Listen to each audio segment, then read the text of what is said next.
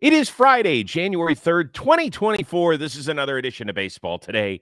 That is my man, Trevor Plouffe. I am Chris Rose, producer Dan along for the ride as well, as we officially here at John Boy Mania say happy New Year. Happy 2025. I don't know, man. Every time I say the actual year out loud, it just doesn't make any sense to me. I still remember Y2K, Chris. I still remember celebrating the year 2000. I was 12 years old. No, I was 14 years old. That's bad math right there.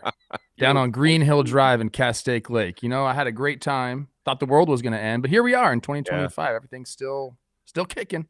For people that didn't live through Y2K, which is when we flipped from 99 to 2000, we did think that the world was going to end because we didn't think any of the technology was ready. Computers couldn't figure it out. Now, like, computers do everything. Yeah, unfortunately, they've figured it out. They figured it out. Yeah. Let's start off with a little tip of the cap. We haven't done that recently. My guy, Jose Ramirez of the Cleveland Guardians, great video of him milking a cow. I just thought it was funny. And so our question was, when I was showing this around the house to the family, I said, "What do you think that Plouffe has ever milked a cow?" Now, I think you have. The rest of the family thought you hadn't. Who wins? I have not milked a cow. Oh. I have not milked a cow. I've been around farm animals, sure, but this is when people say country strong. This is what they mean, dude. You're milking the cow. Look at those forearms going after right there, picking up some hay bales probably after this, but. I would do it. Like, I'm not opposed to doing that. And then I think, raw milk, there's like some upstart for drinking raw milk on the internet right now. I'm not about that. I don't really drink milk. Yeah. So, well, no, that's not a milk guy. No, that's like a bird flu thing. Let's stay away from that stuff. That's not what we're promoting. We're anti-bird flu around here. Okay. Yeah. I have milked a cow. I've actually done something that's more country than you. That's shocking. Is this like on a TV show? You had definitely the cameras were there. I think that's exactly what it was. Okay. I think it was on the Best Damn Sports Show period. I milked the cow. So there you go. All right, let's get it going. No big signings over the last few days. So that means that two of the biggest names still on the free agent market are here as we do hit 2025. It's Pete Alonso. It's Alex Bregman. Whose story is more interesting right now of those two? I am going to go with Alex Bregman because I have this thought in my head. Okay. Obviously part of the Houston Astros scandal. And he was one of the big faces on that team. I don't know if you guys remember this. Yeah. Looking into the camera, right? Like, and people are like, damn, this guy's cold as ice. And then all of a sudden everything comes out. So he's been a part of that organization his whole career. I believe in second chances, but I still believe there's a stigma around guys connected to that team. So to see him walk into a different clubhouse, it's going to be interesting to me to see how it's handled. I'm sure the guys will be professional, but there's going to be a feeling when Alex Bregman comes onto your team. And again, like, I think he's a nice guy, and I think there was other people to blame for that. I want everyone to know that. I think the veterans and the head coach, the manager, were to blame for all that going down. But I do think that there's still a stigma there with all those guys, and Bregman's one of them, and kind of was one of the faces of it. So I think right now, I have some spots where I think he's going to end up. I think we're going to show in a little bit, but I just think that is going to be a topic of discussion wherever he signs. Alex Bregman walking into a new clubhouse for the first time is going to be interesting to me. By the way, I don't want to take away from what you said, but for those of you that are audio only on our show, Dan Rourke is so proud of the new graphics package we just unveiled. Danny boy, you want to just throw those up there one more time? Because they are That's sweet. Nice. That away, Dan. That away. Always trying to do some new stuff around here on Baseball Today. In fact, you know what? Leave a comment down there below about how much you appreciate Dan's hard work. He needs a little love too. I show Teddy Alex Bregman swing all the time. Oh. I'm a big fan of the way Alex Bregman plays the game. I don't want people to – I'm not piling on. I'm just saying facts here. Like, there is a stigma still surrounding him. So you just totally ignored what I said about Dan. How much praise do we need to give Dan right now? It's show one of the year. I love Dan. Dan knows that. I'm actually going to say that Pete Alonso is the more interesting story. I think at the beginning of free agency, we wondered, well, who was going to pay him between 130 and 150? And right now, I'm wondering, is anybody going to pay him 90 over 3 years? Like, what's going to happen? He is coming off his worst season in terms of home runs. But it's interesting. There's only one guy who's hit more homers than Alonso since he came to the league in 2019, and that's Aaron Judge. Judge has hit 232. Alonso's hit 226. Alonso does not miss games. He's missed 24 games over 6 seasons. Is he going to give you anything defensively at first? I don't know. Is he going to give you anything in terms of running the bases? Definitely not. But he does know how to handle the big city. That's a big deal to me. I think he'll walk in. He'll be a good guy in your clubhouse. He's a guy, a thumper you can put in the middle of your lineup, and for some reason, nobody wants him. How many first basemen have we seen change teams, whether that's via free agency, a la Christian Walker, Paul Goldschmidt, or via a trade like a Nathaniel Lowe or a Josh Naylor or guys like that? Like, where's this going to stop? Yeah, it is interesting because I unlike Bregman, I think Pete Alonso walks into your clubhouse, and I think it's like automatic, like energy coming in. Mm-hmm. You said he posts. He's just like a baseball dude, and I think you need guys like that in your team. I have a spot for him. Are you ready to do all that? Yeah, I mean, usually I would use a whiteboard, but I can't find my whiteboard for the life of me, so I just wrote it down on a pad. Are you ready to flip it over? Which one are we doing? Well, actually, I have them both on one. Is that bad? Oh, okay. Well, I did one side of the paper and then the other side of the paper. Okay, so well, you know what? Hold on. I'll be able to edge. All right, hold on. So let's do Pete first because he's on the top of my board, and I'm going to bring it up slowly. Ready? Okay. 1, 2, 3, go. Oh, you've got Pete going.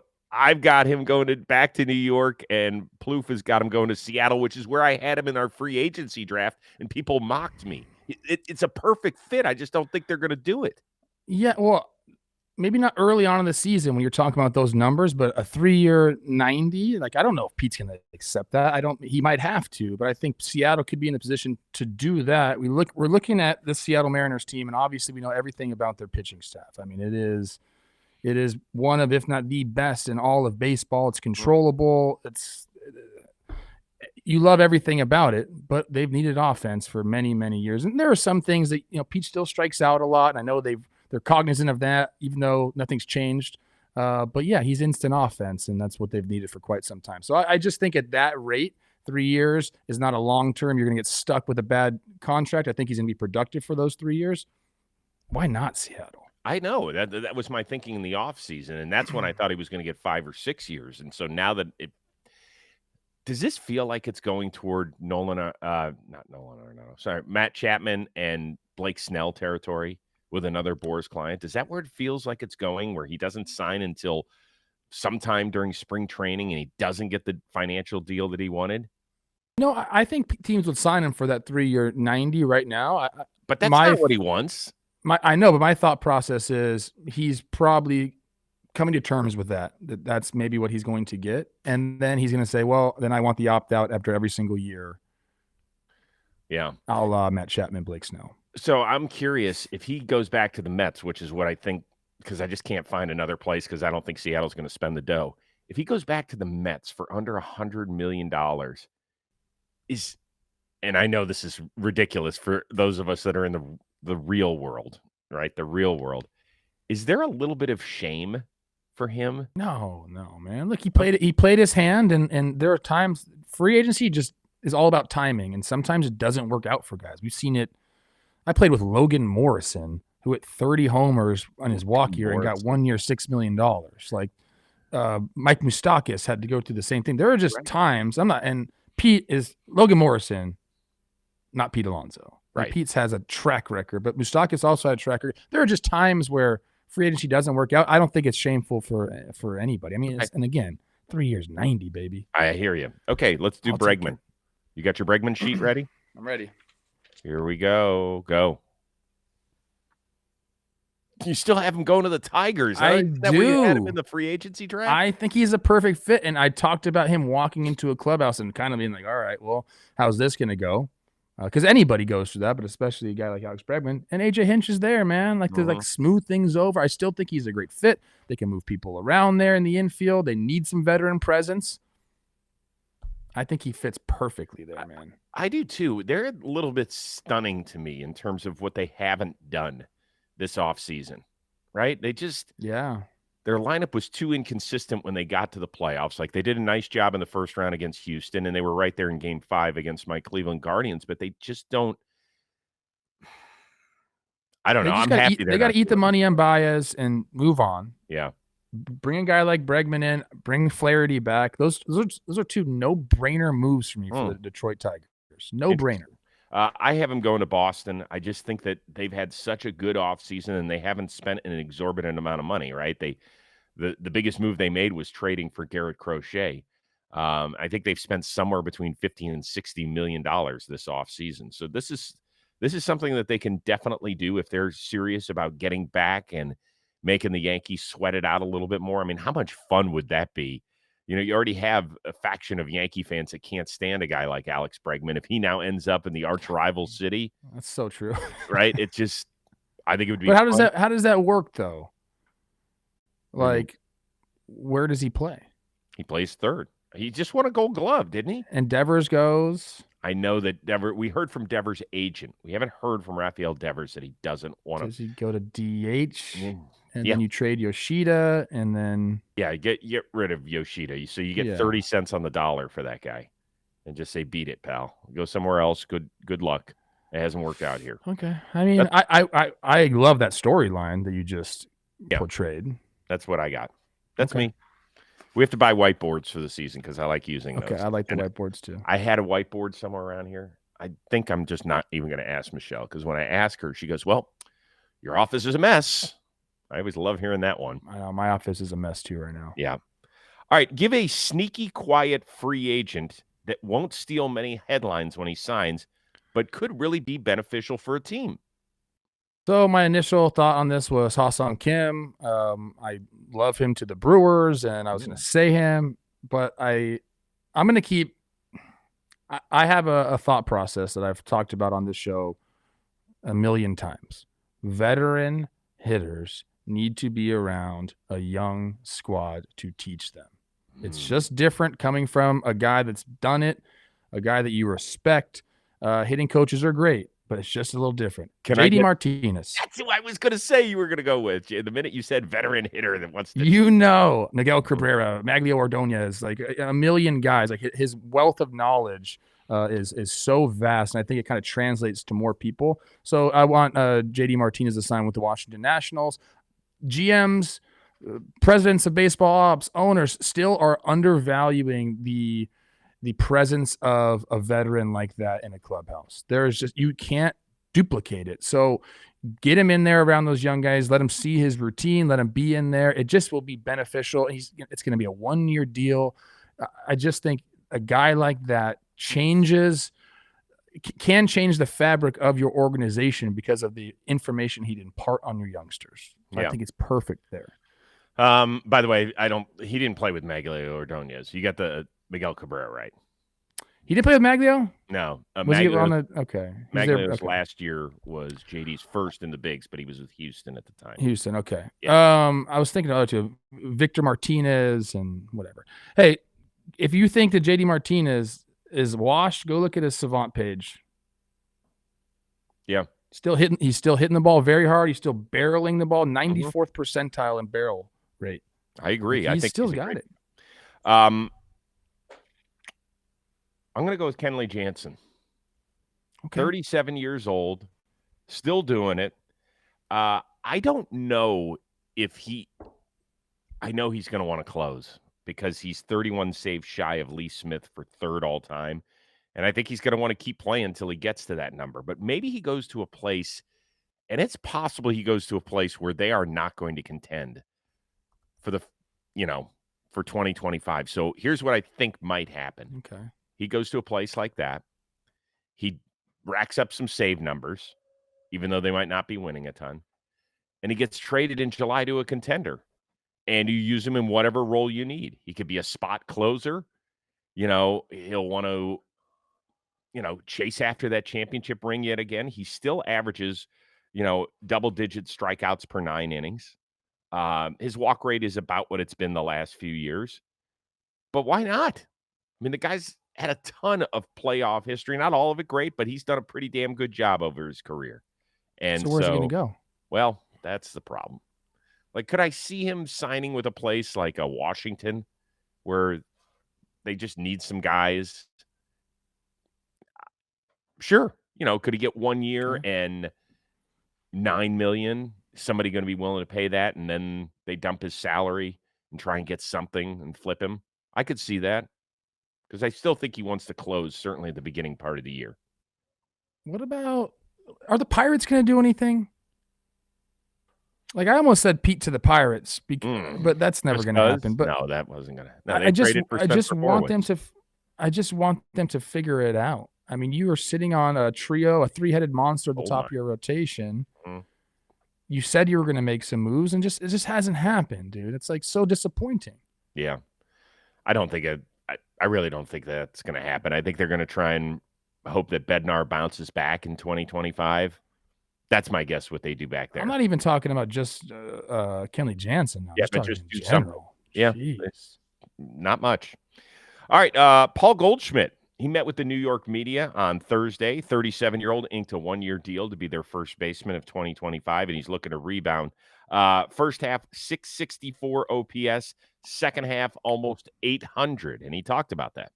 It was a year where, I didn't perform my best at all. And like I said, no excuses, but I think learning from that and going through that process of trying to make those adjustments and got to a spot second half where I played better. And I think I can still play at a really, really high level. I know, I hope every guy in Major League Baseball feels that and has that confidence, and I do. But By the way, Paul Goldschmidt does not have to clean up his facial hair to blend in with the Yankees look.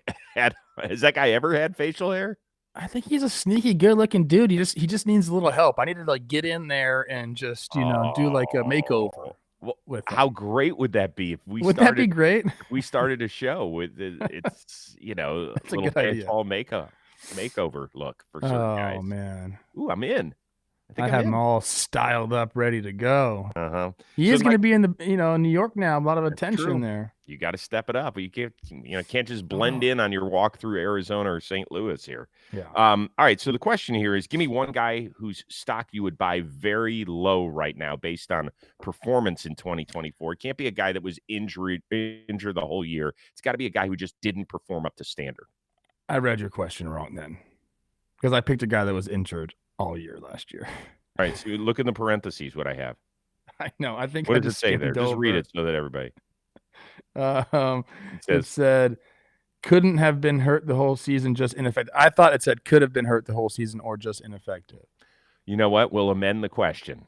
You may go with whomever you want. No, I'll give my guy, and then you give your guy, and I'll think about another one. My Okay. guy that I was going to get was Matt McClain. He was injured all last year. I think people forget about like the spark plug that he was in 2023. So that was going to be my guy. I was going to talk all about that. You go, and then I'll figure one out on the fly. You sure? Yeah. Okay. Because I woke up this morning and realized I hadn't even answered this question. I looked at my sheet and I was like, but thankfully, one popped off the top of my head. He is a guy who he is there every day, taking you back to 2018. Missed 3 games. 2019 didn't miss a game. 2020 he missed 6 games. The next year he missed 1 game. The next year he didn't miss any games. This past year he missed only 3 games. Based on that, do you want to give a guess as to who it was? Just based on the fact that Marcus Semien. Marcus Semien is it. Way to go, dude. I love it that you know your former teammates. That is so good. Come on, baby. Last year, a 699 OPS. Now, his WAR was still very good. He still had a 4.1 WAR. But overall, his OPS went from 826 when they won it all to 699. And part of the reason I think that he is going to make a leap is his last year in Oakland during the COVID season was not good. 679 OPS. Then he went to Toronto and was a top 3 MVP dude. 873 OPS, hit a career high 45 homers. I don't think that he's going to do something like that sort of rebound, but I expect a guy whose OPS to be at least 100 points higher. And this is a guy that you need to rely on because, as I just mentioned, he is in there every freaking day, and it's what he prides himself on the most. But he doesn't want to just be a guy that you plug into the lineup. He wants to be a guy you can plug into the lineup and start circling the pillows and have guys drive him in. Like it's critical that he bounces back because the Rangers last year, they were just an enigma offensively. I have no idea what happened. You look at his splits, his first to second half splits. No, there was no change. It wasn't like, oh, he had a bad first half and he rebounded in the second half like Goldschmidt. That did not happen for him. He just was bleh the entire year. And I expect him to bounce back. He is that good a player. Have you found somebody? I have two guys real quick. This is going to be a deep cut. Eddie Julian for the Twins was my guy. I was preaching that this guy was going to be an all-star. I remember that. And then he just ran into he was too passive at the plate, got passed up by Brooks Lee, and he's going to be back. But one guy that we talk about, more people be familiar with, Bo Bichette, walk year. What I really think needs to happen with this guy is get off a shortstop. Like, sometimes you just need to move off a position so you don't have to worry about being a plus defender there. Put him at third base. I think he's better at third base than second base. He's got a pretty good arm. But to me, it's a no-brainer. This offseason, he's got to be more focused than ever. The season, he's got to be more focused than ever because if he has a bounce-back season, 2024 is a anomaly. He was hurt. Doesn't really matter. If he does not have a bounce-back season, 2024 was the beginning of the decline, and the money is just not going to be there for him in free agency. If he comes back and has an OPS in the 800s, like it's going to be like 2024 never happened, Chris. So this is my guy. I think he's going to be focused all season long. And then I do believe the team that signs him should move him to third base. I don't think he's going to go up third base this year because of the free agency aspect. Agreed. But I've done it. I've played shortstop, was not a good shortstop defensively, moved to third base, and it took away a ton of pressure. So I think I could see the same route for my guy, Bo Bichette. Okay, good. Way to get one on the fly, too, dude. I'm impressed by you. You're off to a great 2025 start. I'm crushing it right now. Eddie Julian, look him up. I love that. Fernando Tatis, happy birthday. Turned 26 on Thursday.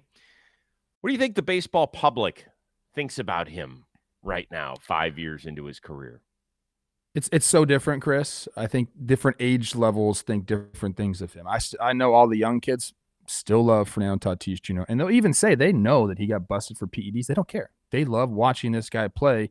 And if you didn't know there was no news and you just watched a game, you would say this guy is unfreaking believable. He does things on the field that make you go, wow, every single game. Like he he's got the Riz, Chris. That means charisma. The Rizzler?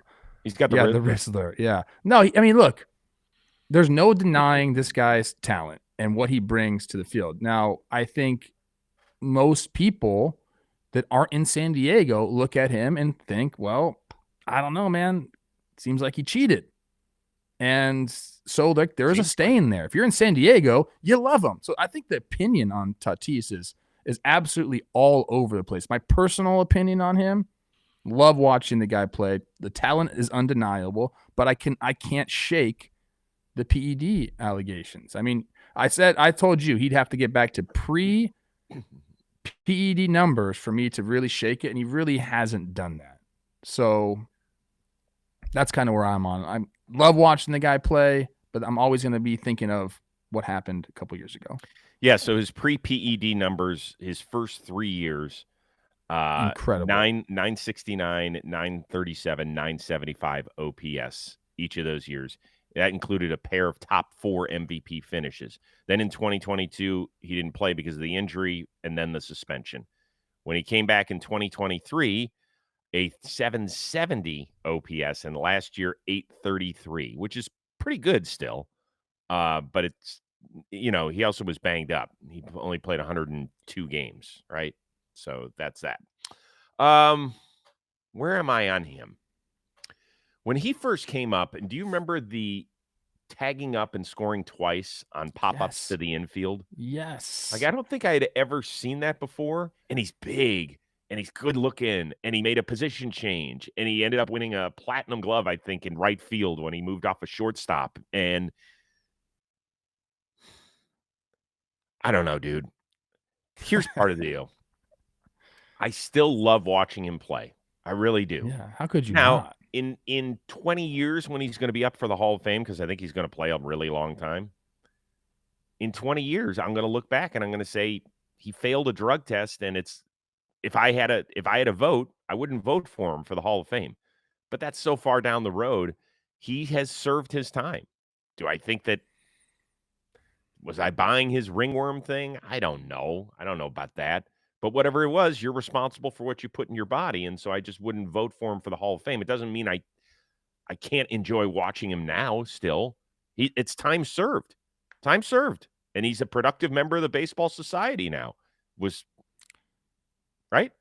Yeah, no, I love watching him play. I'm okay with the kids, emulating him or just enjoying watching him as well. Like, I don't have a problem with that. But yeah, I mean, if you're asking me personally, I think back to that because I played with guys who were on PEDs, and it pisses me off, man. You want a level playing field. It's the only thing you ask for. Like, if you beat me, dude. But like, you can't cheat and beat me. It's not. So it is complicated. I think he's one of the more, like we talked about Bregman. I think he's complicated. I think Altuve should not be complicated, but he is. Mm-hmm. Fernando Tatis Jr. is one of the guys where it's just like, yeah, man, it's hard to separate those two things. Like watching him play, how talented he is. I mean, he is a freaking star, Chris. All right. So how often when he plays do you think about the PED suspension? Do you ever when you're watching him play? Honestly, not. I don't like sit there and think, oh my God, PD. Like I don't. Like he's one of like if he's at bat, I watch. Yeah. Like he's you stop and watch his at bat. The only time I love his swing. Oh my gosh, dude. Yeah. The only time I ever think about it is when we have discussions about it. I know. Like pre-planned discussions about it. If we were sitting around in a big group of guys who are big baseball fans, I just don't think that it comes up very often. Really don't. Well, I know the talent is kind of undeniable. Incredible. Yeah. It's incredible. But I do want to see him get back to those numbers, Chris. Mm-hmm. I can understand that. Our buddy Fuzzy put out a something on social media that says Tatis is one of 9 players in history to have an OPS over 140, more than 120 homers, and more than 90 steals through his age 25 season. Pretty good. 9 players in the history of the sport. And that was without a year. That's true. All right, last thing. I know you're into the baseball card collection game. Did you see this? Emma Roberts putting out with her fiance that they were digging through cards and they found a 1-of-1 Jackson Holliday card. She was almost in tears, was the actress.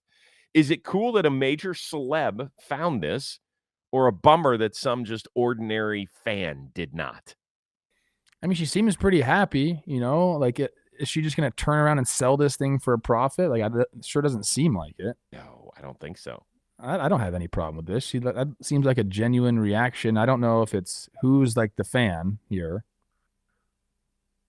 I don't know. I don't care. I don't care, dude. I love it that she's doing it. And this is amazing that this happened recently because. And they were filming it. Yeah, they're filming them ripping packs, I guess. Here's what's great. This is no joke. New Year's Eve, I got Josh and Brady tickets to the Cavs-Lakers game, right? We're huge Cleveland sports fans, so they went and they took a buddy each, and they're in the suite of our agency. And who's in the suite? Emma Roberts and her fiance. And Josh comes home and he's like, yeah, I talked with them. They're very nice. They were huge Cavs fans that night, if you can kind of figure my logic there. And they said they were talking about baseball and baseball cards. And then 24 hours later, she's ripping facts. Awesome. And I'm like, so there you go. I guess now Josh is best friends with Emma Roberts and her fiance. My first ever date with Olivia. That's sweet. Really? Yep. Oh, heck yeah, man. Was she impressed? I mean, I don't know. With me? Hey, off subject, just something to think about. Orioles haven't done crap this offseason. Yes. I pose this question to Jake. Is it simply enough? I mean, this is obviously a lot to ask. If Jackson Holliday just becomes who we thought he was going to be, is that enough for the Orioles just to freaking run it? Like if he's Gunnar Henderson 2.0? Why is he like Shohei now? Does he pitch? Don't give me that. You know what I'm talking about. I'm being honest here. It would take some other guys would have to step up. Grayson Rodriguez would have to step up big time and be like the ace of that staff. So the answer is no. Led Zeppelin, okay. Led Zeppelin. Love that. It's good work on All your right, part. fine. Go You're Emma up for- Roberts, go. Yeah.